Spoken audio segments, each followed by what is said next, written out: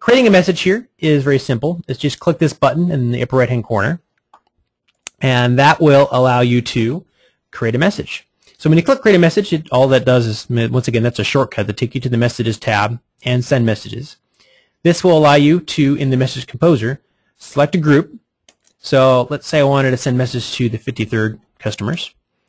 At that point, I can choose if I want to select a custom message or choose an existing campaign message. And there's a lot of different reasons why you'd want to send an existing campaign message, and I'll go over that here in a minute. You could choose to add additional groups to it. So let's say, and this is something that this particular account does often, let's say I wanted to send a message to all my customers. Literally just keep clicking the plus button and add all of them. And that's how you would add all the customers. And you can see in the lower right-hand corner where it says total messages, it's telling you how many messages this is going to use. And as I add more to it, you can watch that number go up higher and higher and higher as more people are getting added in to the message. Once you're done selecting which groups you want to add, you can choose the custom message. Now the title is just for your information. Now if I go back to history here, you'll see here that this is the title where it's darkened here. This title does not go out to the customers. That's just there for your reference. What is important is the SMS box. And as you can see, there's 460 characters left, and this is where you would type in your individual message.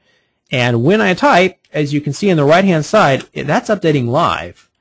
And that's an example of what it's going to look like. As you can see now, I typed in free Checkers Burger, the org code at the beginning, and then the actual message, and then help equals help is there automatically. So let's say I wanted to have a really long message. I was worried about how long it was. On this particular screen, when you're sending an outgoing message, it tells you really bold like, let's see how long this I can get before it tells me here, that you've gone over your limit for one page. So as you can see here, it's now gone to page 1 of 2. So there's a second page. It's telling you that there's 2 messages. And it also has this big red bar that says this message will be split into due to length. So if I pick a group of customers here, so in this particular group, 4,307 customers are in it. It's being split into 2 due to the message length. So the total number of messages is going to be 8,614. If I wanted to send this message, I would then go down and click Send Message. By default, as you can see right here, you can choose to send the message immediately, which is the more common way to do it, or you can schedule it. And when you click in the future, it's going to come up with the date and time of when you want to send it. So to give you an example, an idea here, I'm going to click on the calendar, and let's say I wanted it to go out August 5th.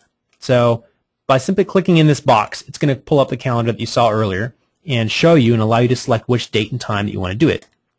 So 8/15/11. So that's this Friday. And now you'll notice here that there's a time, but there's no time zone listed. Now there's a reason for that, and it's explained in the help manual, which I'll show you where that's located here in a minute, but I figured I'd make this a very big important. The time zone that this message is going to go out on is going to be based on the time zone that your local computer is set to.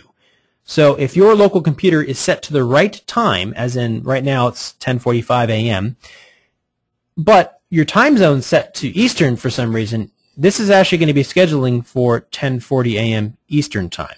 So you're going to want to make sure that you specify which time for the time zone that the computer is set to when you're specifying a message in the future.